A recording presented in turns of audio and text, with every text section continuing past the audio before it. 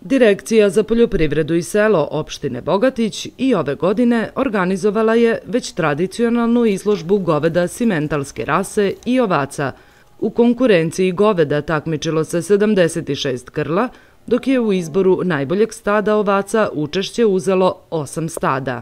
Veliki broj izlagača ove godine dokaz je da je uvoz junice iz Bavarske itekako urodio plodom. Tradicionalno Direkcija za poljoprivredu opštine Bogatić organizuje treću opštinsku izložbu krava simentalske rase i ovaca. Među prvima smo uvidjeli da je veliki značaj u odgoju i krava simentalske rase. Tako da smo ove godine Direkcija za poljoprivredu opštine Bogatić uzela 40 junica iz uvoza. Neke od njih su i ovde danas izložene. U izuzetno teškoj konkurenciji žiri je imao težak posao. Njihove ocene su da je na ovogodišnjoj izložbi prikazan izuzetan kvalitet grla i napominju da je napredak u uzgoju stoke sve vidljiviji. Od planiranih 64 grla u kategoriji krava i prvotelki izloženo je ukupno 59 krava i još jednom ponavljam, veoma visokog kvaliteta. Što se tiče kategorije junica, od planiranih 14 grla izloženo je 12 grla.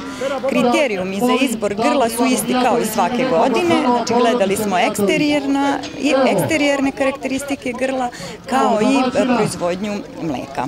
Centralni događaj i ove godine bio je svakako izbor najboljih grla, pa je za apsolutnog šampiona izložbe izabrana krava pastirica vlasnika Marinković Slavoljuba iz Dublja, čija je majka prethodne 2 godine odnela ovu titulu, a za najbolje stado ovaca proglašeno je stado rase Wittenberg vlasnika Gorana Čolića.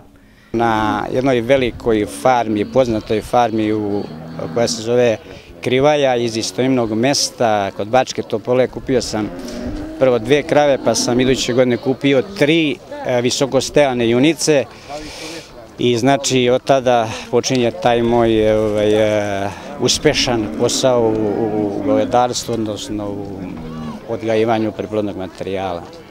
A što vama lično ovo priznanje znači već 3. godinu za redom? Pa dobro, malo je to ovih dana, ovako malo radost, međutim, da vam kažem, to je ogroman posao, baviti se odgojem priplodnog materijala, držati krave, odnosno proizvodnja mleka.